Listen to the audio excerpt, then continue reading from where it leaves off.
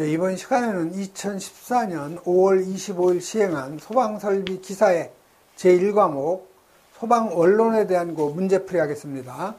자, 문제 1번 나가죠.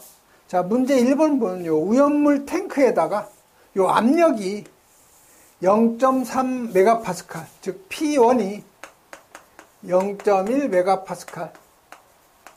이때 온도가 T1이죠. 요놈이 0도씨라는 거죠.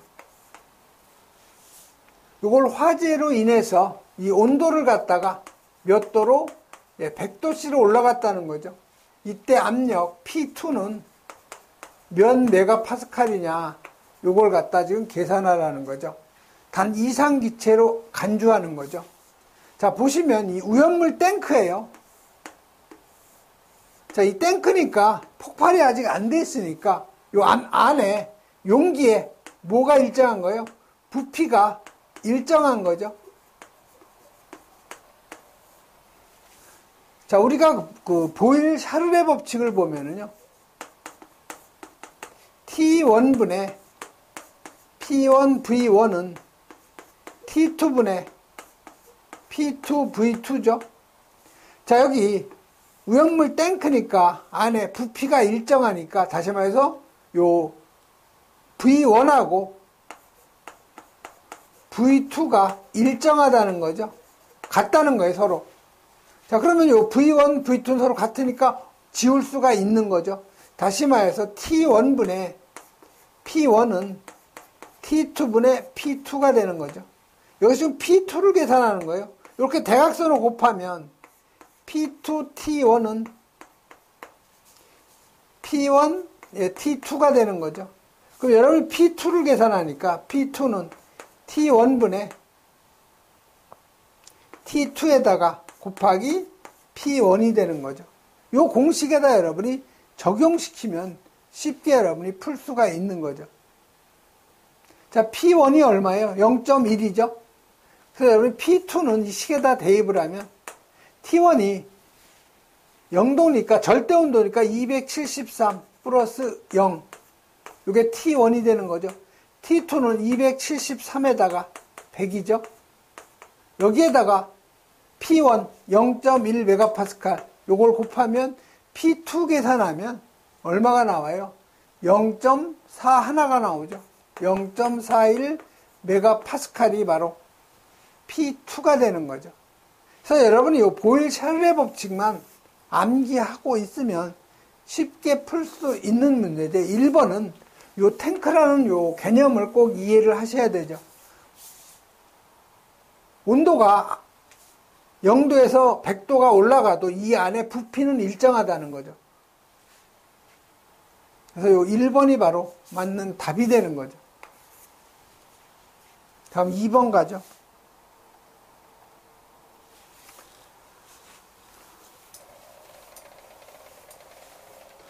자, 2번은 가연물의 제거와 가장 관련이 없는 소화 방법, 즉 제거 소화가 아닌 것 찾는 거예요. 그래서 이 제거 소화의 대표적인 것이 산림화재. 그래서 산에서 이렇게 화재가 발생이 되면, 여기서 산 정상에서 여기서 화재가 발생을 하면 이 주위를 갖다가 다 벌목을 해서 밑에 부분은 안 타게 만드는 거죠. 즉, 이 정상 부분, 이쪽만 타는 거죠. 이런 거 우리가 제거 소화. 그 다음에 요 반응기 화재죠. 자, 이게 반응기라고 하면 여기 원료 공급 밸브가 있죠. 그래서 이 공급 밸브를 차단시키면 이 안에 있는 것만 연소가 되고 끝나는 거죠. 이런 것도 제거 소화. 그래서 여러분이 그 촛불을 입김으로 부는 거는 화염을 제거시키는 거예요. 화염 제거. 그래서 마찬가지로 제거 소화죠. 자, 산불 화재 미리 나무를 잘라 없애는 거. 이것도 제거 소화죠. 자, 팽창 진주함을 이용해서 진화한다. 이건 피복이죠. 다시 말해서 가연물에다가 이 팽창 진주함을 덮어가지고 공기 중에 있는 산소하고 차단을 시키는 피복 소화죠. 3번은. 그 다음에 가스 화재 시에 중간 밸브를 잠궈서 가스의 공급을 차단시키는 거죠. 이것도 제거 소화.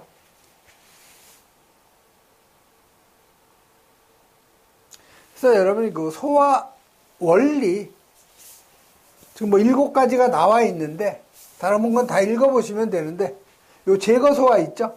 화재 구역에서 가연성 물질을 제거시켜 소화하는 방법인데 산불 화재, 그 다음에 화학 반응기 화재, 그 다음에 유전 화재, 그 다음에 촛불, 여러분 입금으로 불어서 끄는 거, 이게 다 제거 소화에 해당된다는 거죠.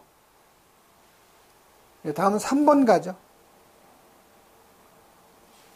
자, 3번은 인화점이 가장 낮은 물질을 갖다가 찾아내라는 거죠. 그런데 여러분이 지난 시간에도 얘기했듯이 이 사료연물은 인화점으로 구분한다고 그랬죠.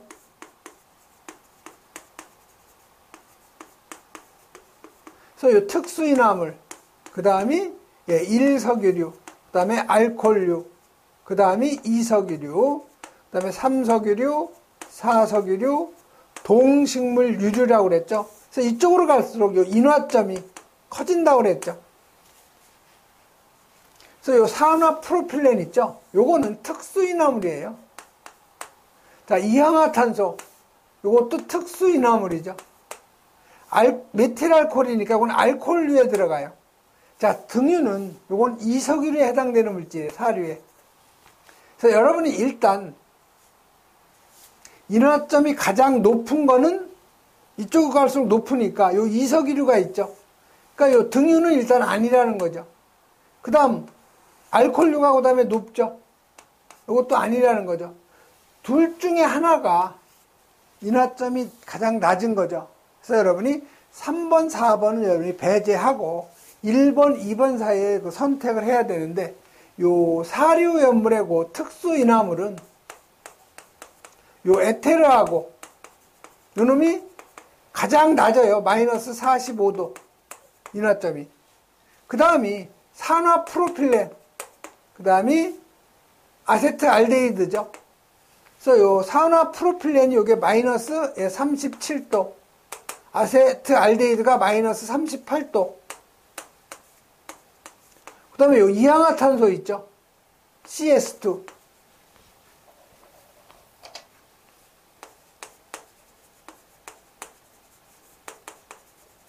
요 놈이 마이너스 30도예요. 그래서 요 특수인화물이 잘 나오는 것이 에테르가 가장 그 인화점이 낮고 그 다음이 산화 프로필렌하고 요 아세트알데히드는 거의 비슷해요. 그 다음에 요 이항화탄소, 이게 마이너스 30도죠. 그래서 요 산화 프로필렌이 마이너스 요게 38도가, 7도가 되죠. 이항화탄소가 마이너스 30도. 그래서 가장 낮은 것은 산화 프로필렌이죠. 이런 정도 여러분이 정리하시면 되고요.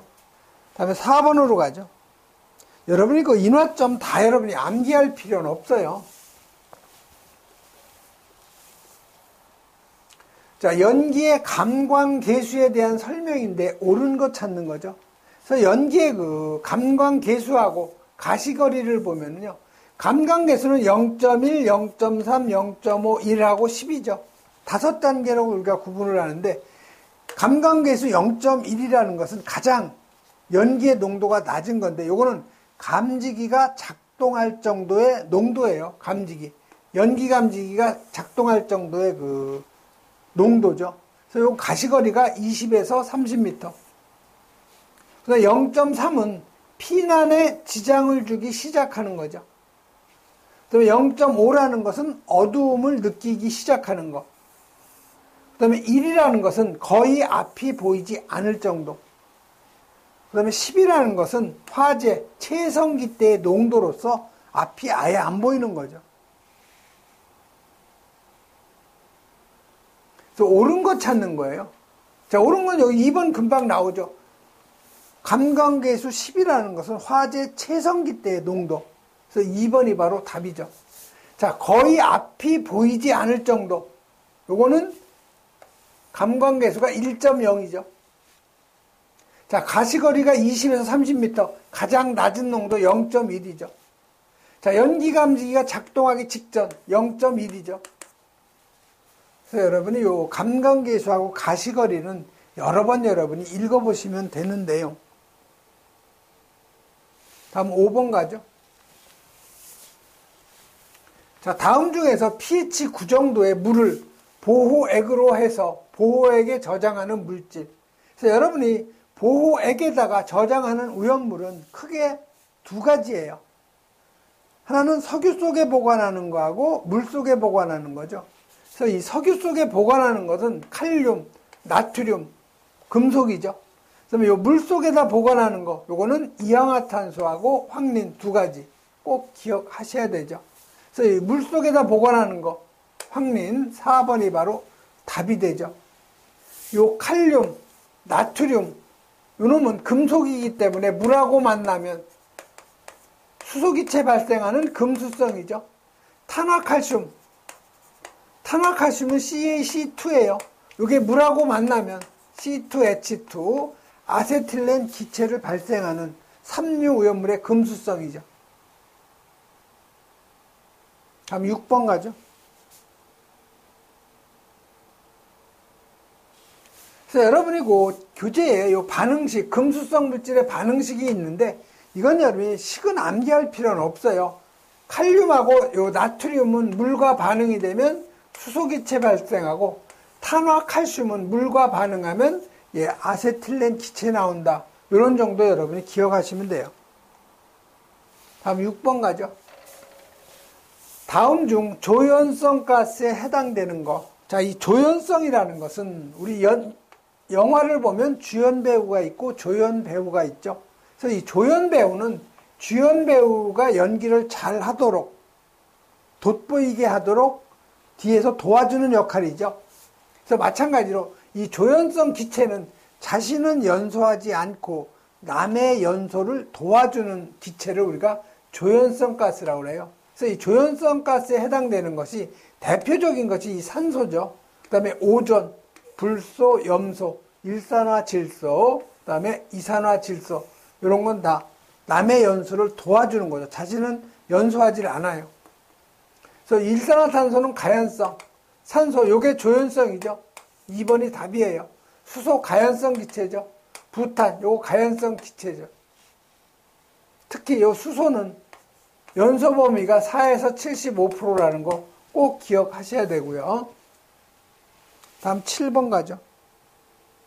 자, 7번 또 프레시 오버 또 나왔네요. 시험에 잘 나오는 것이 요 프레시 오버하고 백 드래프트라는 거. 그래서 이 프레시 오버는 성장기에 발생이 되고 그 다음에 발생 원인은 열의 공급. 그래서 요 백 드래프트는 감쇄기에 발생이 되고 요거는 공기, 즉 산소 공급이죠. 그리고 요 백 드래프트는 반드시 폭풍을 갖다 동반한다는 거. 그래서 요 프레시 오버라는 것은 가연성 기체가 축적되어 있다가 열에 의해서 전체 실내가 화염으로 덮이는 거죠. 그래서 실내의 폭발적인 화재 확대 현상 3번이 바로 맞는 답이죠. 그래서 여러분 요 프레시 오버 현상하고 요 백 드래프트 현상 서로 구분해서 여러분이 꼭 정리를 해 놓으셔야 돼요. 다음 8번 가죠. 자, 화재에 대한 설명인데 옳지 않은 거예요. 그래서 이 화재라는 결국 사람에게 해로운 연소예요. 쉽게 얘기하면. 사람에게 불이익이 되는 그러한 그 연소 현상을 우리가 화재라고 하는 거죠. 그래서 화재에 대한 설명인데 옳지 않은 거예요.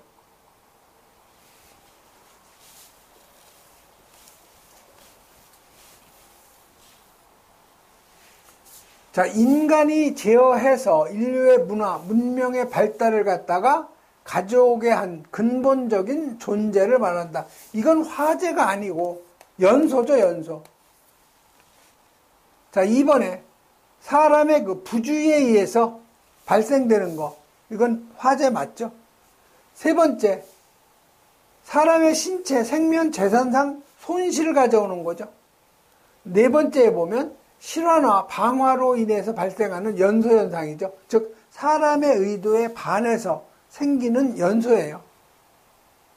그래서 그 8번은 요 1번이 바로 답이죠. 다음 9번 가죠.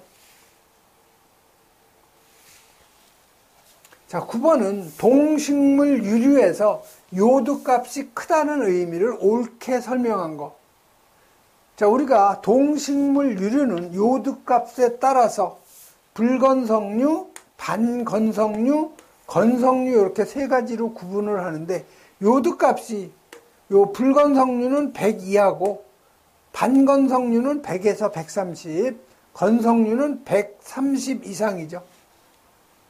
그럼 이거는 130 이상이라는 것은 요드값의 그 130 이상이라는 것은 불포화도가 이건 높다는 거예요. 즉 요드값이 높다는 것은 불포화도가 높다는 거죠. 그래서 이건 맞는 것은 요 1번이 맞는 답이에요. 그 다음에 여기 건성류, 반건성류, 불건성류 구분하는 거 있죠. 대표적인 게 아마인유, 들기름, 뭐 오동기름, 해바라기 기름에서 아들오해. 그리고 정어리 기름도 여기 들어가죠. 다음은 10번 가죠.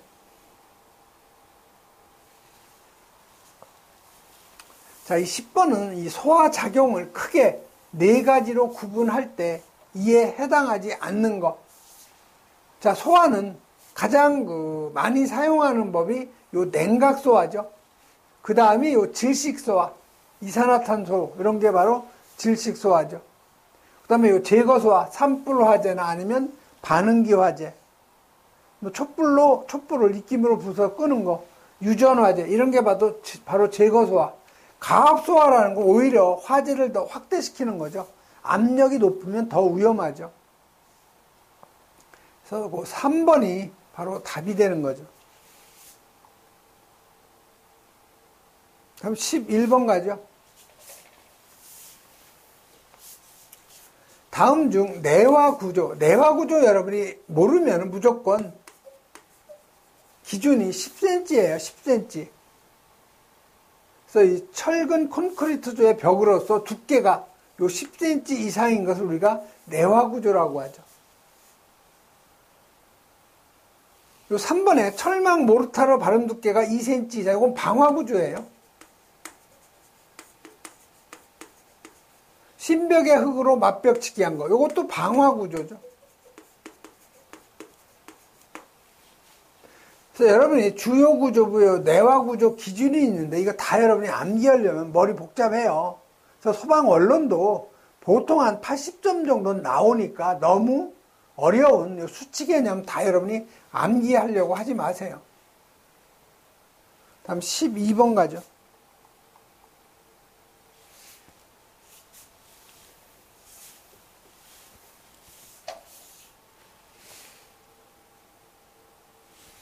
자, 12번은 이 가연성 액체에서 발생하는 요 증기와 그다음에 공기의 혼합기체, 요 불꽃이 뭐예요? 결국 점화원이죠.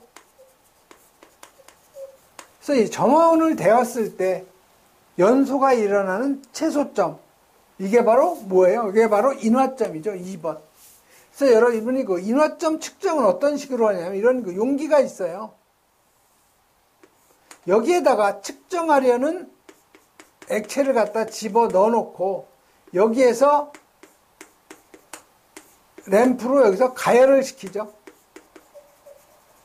그럼 여기에 이쪽에는 이제 온도계를 꼽죠. 온도계를 이렇게 잡아매가지고 여기 온도계를 여기다 꽂아놔요. 그리고 여기에서 요 불꽃을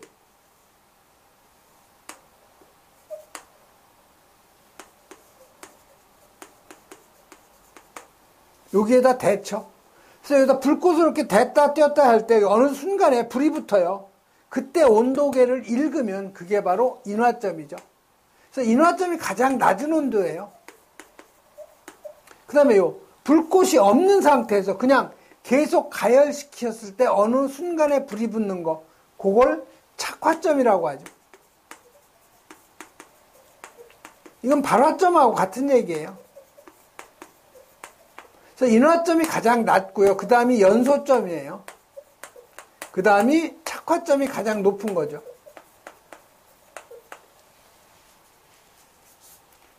그래서 이 착화점, 발화점, 이거 같은 얘기예요.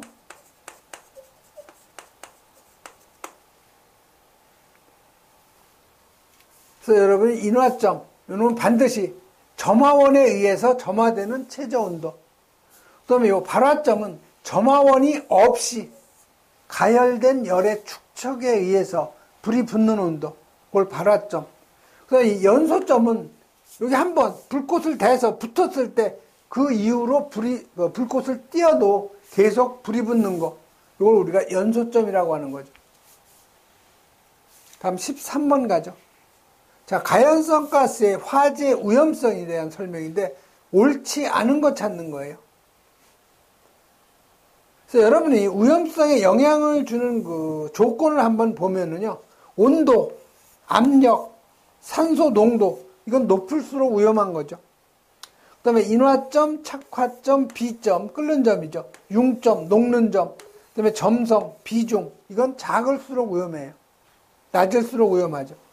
연소 범위는 넓을수록 위험, 그다음에 연소열, 그다음에 증기압, 당연히 클수록 위험하고요. 연소 속도 빠를수록 위험하죠. 그래서 연소 한계가 낮을수록 위험하다. 즉 연소 범위가 넓으면 위험한 거 맞죠? 온도가 높을수록 위험한 거 당연하죠. 자, 인화점은 어때요? 낮을수록 위험한 거죠. 그래서 3번이 바로 틀린 답이죠. 연소 범위는 넓을수록 더 위험한 거죠. 그래서 연소 범위 가장 넓은 게 아세틸렌이죠. 2.5에서 81%. 그 다음에 수소죠. 4에서 75%. 아세틸렌이 가장 넓고 두 번째가 수소예요. 다음 14번 가죠.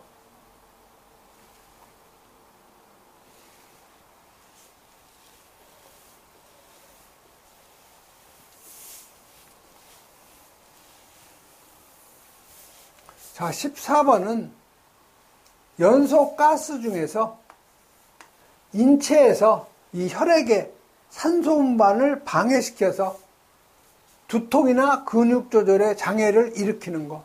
자, 여러분, 연소 가스 중에 가장 많은 건 CO2고요. 두 번째가 CO5예요. 일산화탄소. 그래서 이 일산화탄소는 요 피 속에 요 헤모글로빈이 있죠. 요 헤모글로빈이 뭐를 해요? 산소 운반을 하는데 요놈이 일산화탄소하고 결합을 해가지고 산소 운반을 방해하는 거죠. 산소 운반을 방해하면 우리 뇌 쪽으로는 항상 산소가 가야 되는데 산소를 갖다 못 가게 하니까 사람이 어떻게 돼요? 질식이 돼버리는 거예요. 그래서 산소 운반 저해하는 것은 연소기체 중에서 요 일산화탄소가 헤모글로빈의 산소 운반을 방해하는 거죠. 그래서 연소시 발생하는 요 각종 가스가 있는데요. 요 일산화탄소가 인명피해에 가장 큰 역할을 기여하는 거고요. 피 속에 헤모글로빈하고 결합을 해서 산소 운반을 방해하기 때문에 질식이 되는 거죠. 자, 이산화탄소는 자체는 독성이 없어요. 근데 사람을 질식시키는 거죠. 그리고 연소시에 가장 많은 양을 차지해요. 그 다음에 요 아황산가스 SO2죠. 요거는 황을 함유한 물질이 연소할 때 발생한다는 거. 그 다음에 요 황화수소 마찬가지로 황이 함유한 물질이 불완전 연소시에 발생한다는 거. 그 다음에 요 아크로레인, 요거 발암성 물질이라고 하죠. 석유 제품에서 연소가 될 때 발생이 되고, 포스겐 기체, 독성 가스 중에서 가장 그 독성이 크다는 거 꼭 기억하셔야 되죠. 다음은 15번. 또 분말소화약제예요. 분말소화약제는 소방 언론에서 매 회마다 꼭 나오는 문제죠. 자, 3종 분말소화약제. 3종 분말소화약제가 NH4, H2, PO4죠. 즉 제1인산 암모늄인데 이게 열분해하면 암모니아 기체 나오고요. 그다음에 요 메타인산 HPO3죠. 그다음에 물이 생성이 되죠. H2O. 요 메타인산이 바로 이게 방진작용한다고 그러죠. 생성되는 기체하고 관계가 없는 거. 바로 CO2는 여기서 안 나오죠. 그래서 4번이 바로 3종 그 분말약제가 열분해할 때 생성되는 물질이 아닌 거죠. 그래서 여러분이 분말약제 열분해 있죠. 자, 1종 분말이 열분해하면 요 탄산수소 나트륨 2몰이 열분해해서 탄산 나트륨, 이산화탄소, 물이 나오죠. 그다음에 2종은 1종하고 똑같아요. Na 대신 K만 집어넣으면 돼요. 탄산수소 칼륨 2몰이 열분해해서 탄산칼륨, CO2, 물이 생성이 되죠. 그래서 여러분 분말약제 열분해 여러 번 읽어보시면 되고요. 16번에 열 전달의 그 대표적인 세 가지 방법에 해당되지 않는 거. 열 전달은 뭘로 이루어져요? 전도, 그다음에 대류, 복사죠. 그래서 이 전도는 물질과 물질의 접촉에 의해서 열이 전달되는 거. 그게 전도. 대류라는 것은 뜨거운 공기는 위로 올라가고 차가운 공기는 밑으로 내려가죠. 즉 공기의 밀도 차에 의해서 공기가 순환되면서 열이 전달되는 거, 대류. 그다음에 이 복사는 매개체 없이 우리 태양열이 지구에 도달하죠. 이런 게 바로 복사열이에요.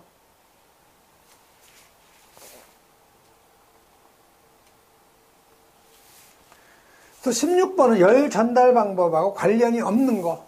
바로 대전이죠. 전도, 대류, 복사. 특히 이 복사는 고온물체의 이 복사열이 전자파 형태로 열이 전달되는 거. 대표적인 것이 지구에 태양열이 전달되는 것은 복사열이라는 거. 다음 17번. 요 내화 구조 건축물하고 목조 건축물 비교했을 때 목조 건축물은 어떻게 되느냐? 내화 구조 건축물은 저온 장기형, 목조 건축물은 고온 단기형. 온도가 높이 올라가고 빨리 타버리는 거죠. 그래서 목조 건축물이니까 고온 단기형 1번이 바로 맞는 답이죠. 그래서 여러분 이거 건축물의 구조 형태에 따른 화재 특징에서 요 목조 건축물은 온도가 1300도까지 상당히 고온이죠. 그리고 빨리 타버리니까 단시간. 내화 구조 건축물은 저온 장기형 기억하셔야 되고요. 다음 18번 가죠.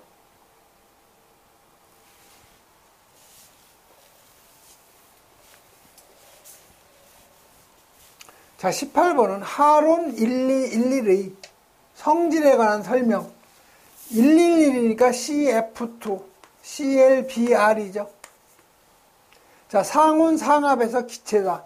여러분 240이 1211, 1301, 1011 이렇게 나열을 했을 때 요 두 개는 기체예요.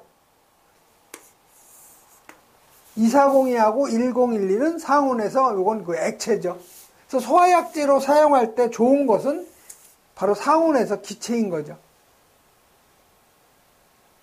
그래서 1211은 상온에서 기체 맞아요.